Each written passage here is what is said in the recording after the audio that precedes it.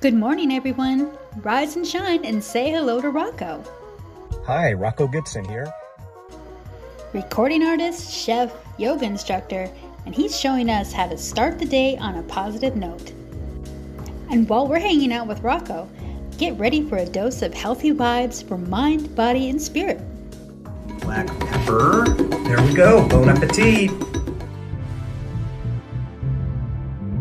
I have something that I want to read to you guys. It's a book by Byron Katie. Question Your Thinking, Change the World.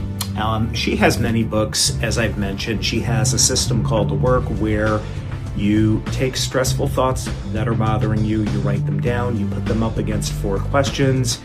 Is it true? Can you absolutely know that it's true? What happens when you believe that thought, and who would you be without that thought? And you find your turnarounds. With that, she has come up with a philosophy that's very similar to Eckhart Tolle. This book here has many different quotes from all of her different books, and it's a real gem. So I'm going to read something to you from this, and I will give you my interpretation. Keep in mind, it takes a very open mind to grasp some of the concepts. For example, everything is mind.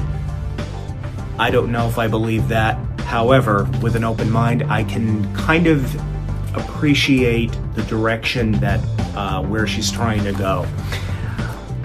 She's got some great stuff. Okay, here we go. Quote unquote, the difference between pleasure and joy. Oh, the distance is from here to the moon, from here to another galaxy. Pleasure is an attempt to fill yourself. Joy is what you are. So, granted, words are words. They are the, sounds that come out of our mouth, but the meanings behind the two terms, it's so interesting.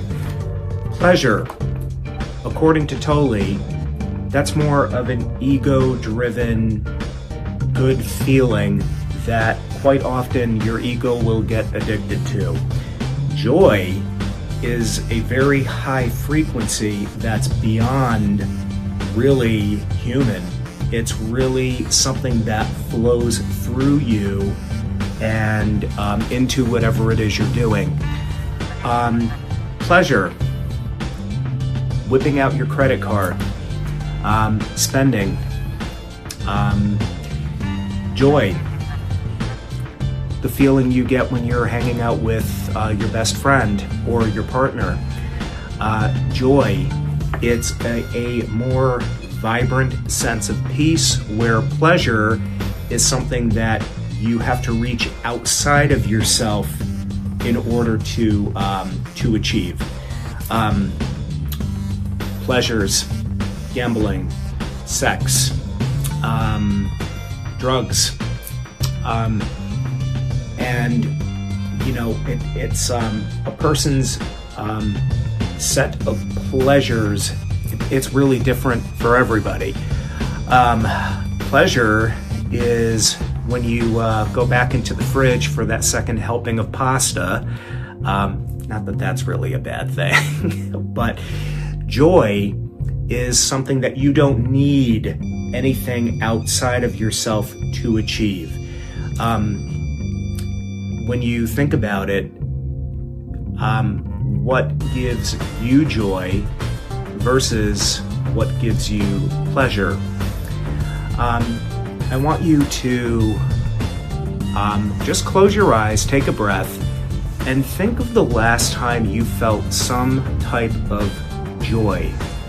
And it's a pleasurable sensation that you have within that you didn't have to reach outside of yourself in order to get. Maybe you were walking through the park.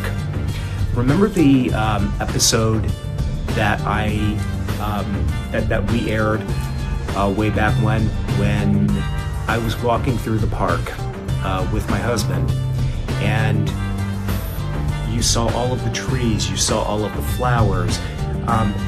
There was a pleasurable feeling. That was joy.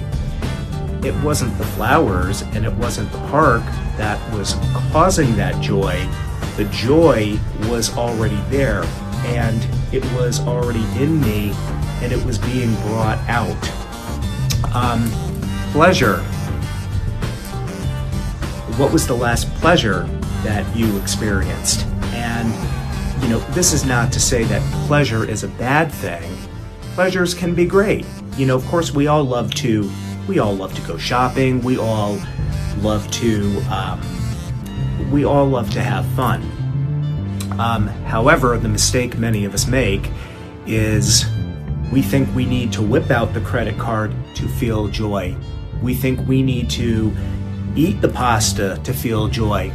No, anything outside of yourself is not going to give you joy. The joy has to come from within. It can be triggered by the trees. It can be triggered by a beautiful piece of music.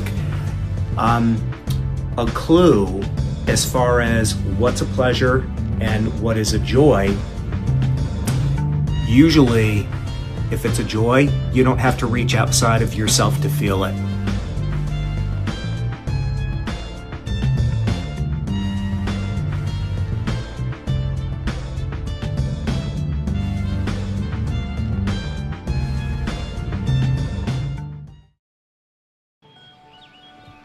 Be right there. Wait.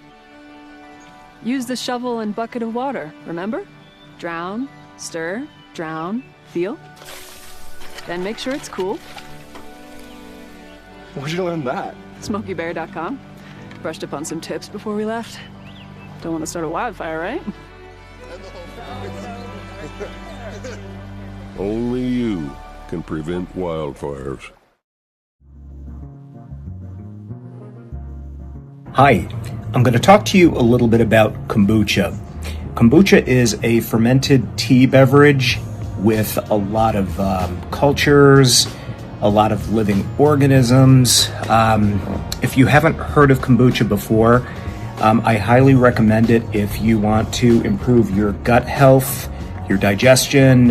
It has a lot of benefits to it. The thing to know is the main ingredients for kombucha is sweet tea, and in other words, tea plus sugar plus what is called a SCOBY. That is an acronym for symbiotic colony of bacteria and yeast. It sounds absolutely gross, but it is the living organism that eats the sugar and shits out the kombucha. So that's basically what it is, and it is a process. You are fermenting, so it's going to take some time. I'm going to show you how to do it. The ingredients, pardon the appearance of this, but you're going to want to use either a straight black tea or a straight green tea or even a straight white tea. You do not want to use any herbal teas for this because that can mess up the pH levels, I believe, and cause mold to occur. Use a full box of sugar in the raw, water, which you're going to heat up, and you're going to put the sugar in.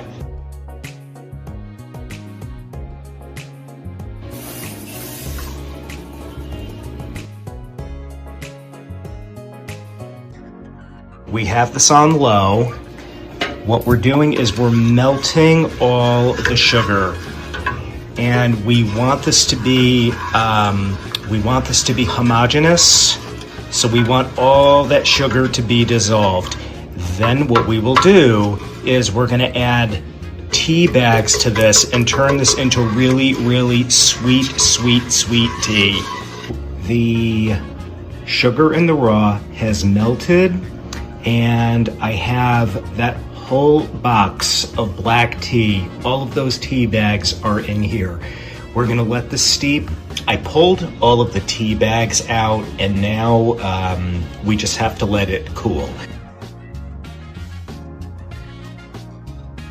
We have our SCOBY right in here. In addition, there's some leftover kombucha from a former batch in here. You'll need a mason jar. You'll need either a paper towel or a cloth, a dish towel, and you're going to need a rubber band. We've added the contents of the package into the mason jar, and that includes the SCOBY. That's the bacteria that's going to feed on all the sugar and produce the kombucha. This itself is leftover kombucha from a previous batch.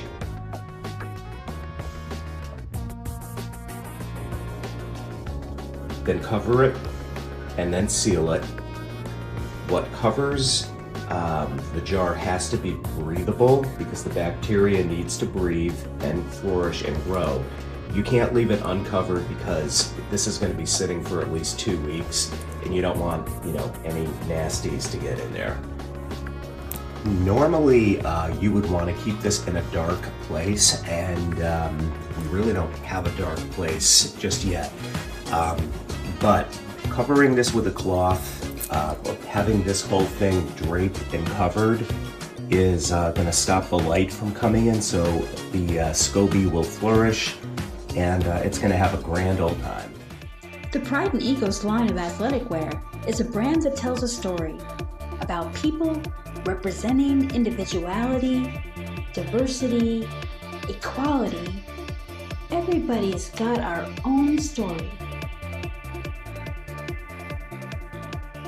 What's your story?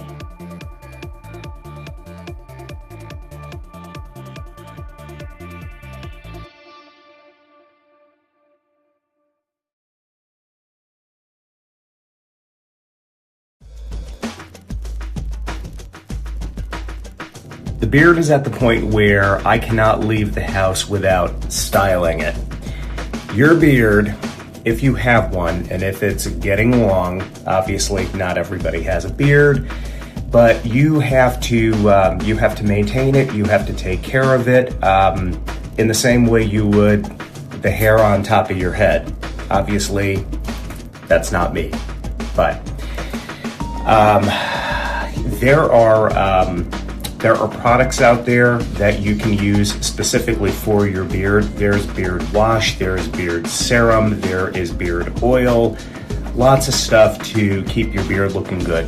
All those cute guys with the beards and the pictures, most of those guys have had their beards styled. I'm going to show you specifically what I do for mine.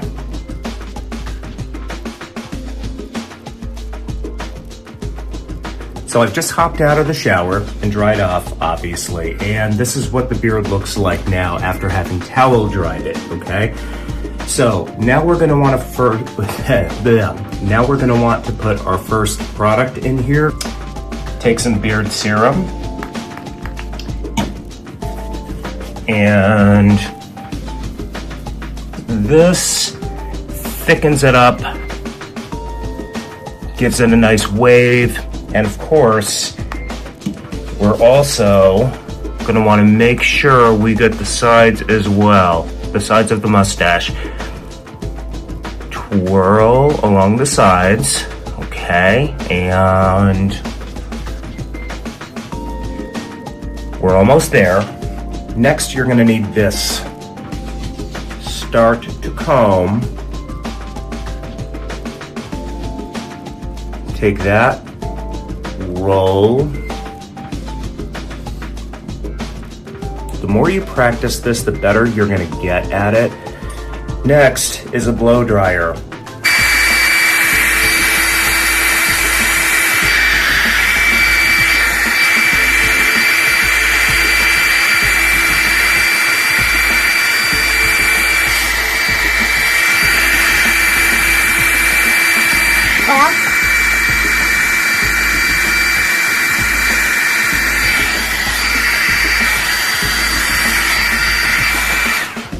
But we're not completely done yet.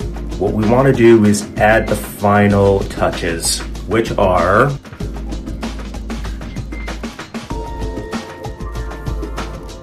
just smooth out the edges. Finally, the last part, hairspray. Am I gonna spray the whole beard? Absolutely not. It's for the ends of the mustache so that they can keep their curl. There are plenty of mustache products for this. None of them have worked. I'm just gonna be real. Hairspray is the only thing that, for me, has actually kept the curl, so we're gonna go ahead and do it. Spray a little bit on your fingers, and then hold then you're gonna hold the curl of the mustache for maybe about 10 seconds or so. With your beard, it really is something that you need to, like I've said, you need to style it, you need to maintain it, you need to go to a barber, maybe once a month if you want to maintain the length. If you want to grow it out, you should still go to a barber because barbers know how to shape the beards. You can try to do it yourself, but you have to be good at it. I made the mistake of trying on my own, and one side got completely lopped off by mistake, and I ended up with a scruff beard. Not that that's a bad thing. Scruff beards are great, but for me, because I have a rounder face, I tend to look like an olive with a mustache, so it's not gonna happen. Anyway, that's how I style this beard. And I can also do another video to show you how I do more of a curly one, because there's different products you're going to want to use for that. You can straighten your beard, you can make it curly. It all depends on what your beard looks like. Some guys, it's like different heads of hair. Some guys can grow it out really thick. Other guys can't grow out a beard at all. Not a problem. There's plenty of different styles. Even if it's clean shaven, that's a style too. So anyway, this is my Verity, and talk to you later.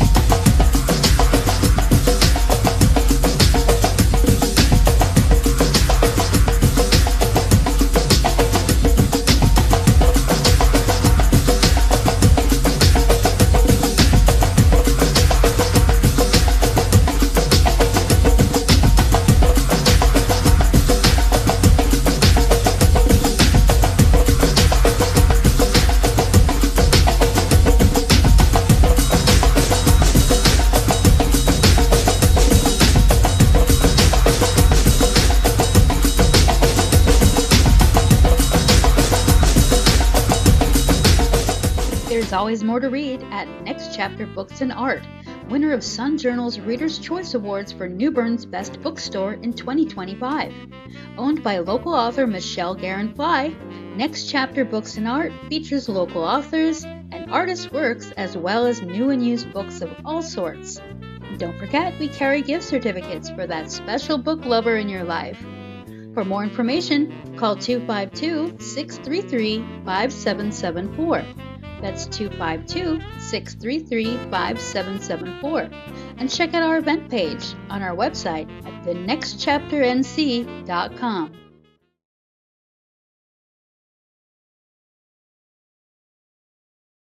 It has been about a week now. Let's check this out. As you can see the color, look at that, holy macaroni. So it looks like there is a second SCOBY that's already starting to form. This looks absolutely disgusting, but trust me, this is actually good. This is what you want. You'll notice the color has changed. It looks thicker, it looks lighter, it looks like almost more of a chestnut color.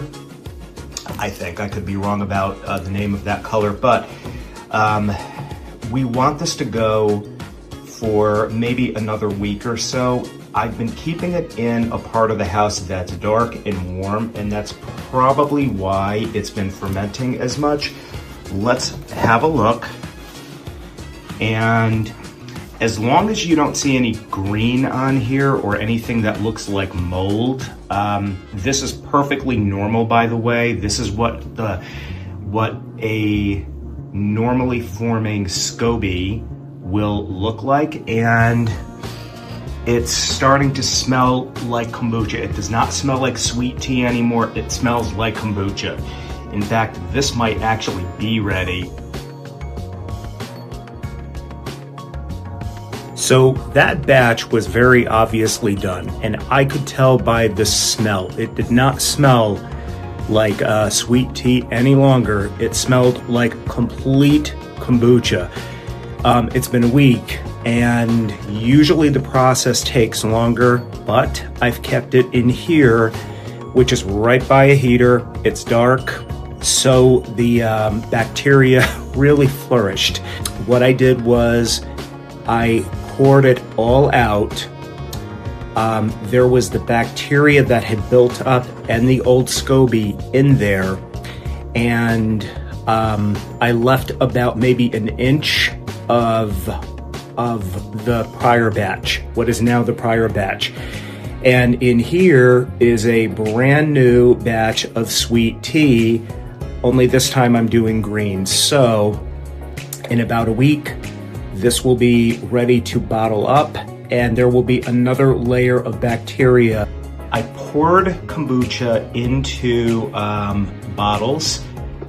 I added about an inch of room, that's important, and I added fresh strawberries. This is what's known as the second fermentation. What is going to happen is this is going to continue to ferment. There's no SCOBY in here, there's no bacteria, although there's more than likely going to be some sediment. You'll find that when you buy kombucha in the store because it's filled with, live, with the living stuff. What we're going to do with this is put this in a dark place for a few days, and it will turn into fizzy strawberry kombucha. So fermentation number 1 is what I showed you. This is fermentation number 2. You can flavor this with anything you want. You can do cinnamon sticks, you can do apples, you can do oranges, you can do blueberries. I just happen to love strawberries. But this is it.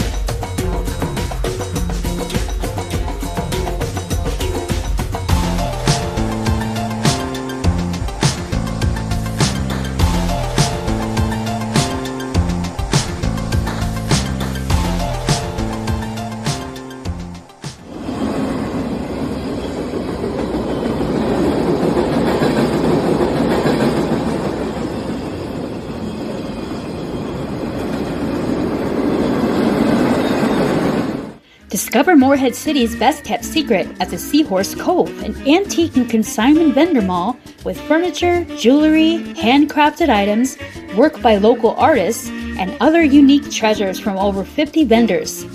Estate sale services are also available. We're open Monday through Saturday from 10 a.m. to 5 p.m. We're located at 4636 Arundel Street in Morehead City, North Carolina.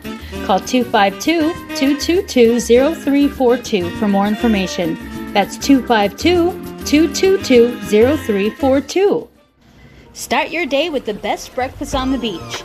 The Bite at the Box is your destination for American comfort fare. And don't forget to try our famous hoop cheese biscuits. The Bite at the Box is open every day and is located at 117 Atlantic Boulevard in Atlantic Beach, North Carolina. To view our tasty menu or place an order for delivery by DoorDash, visit thebiteab.com. That's thebiteab.com.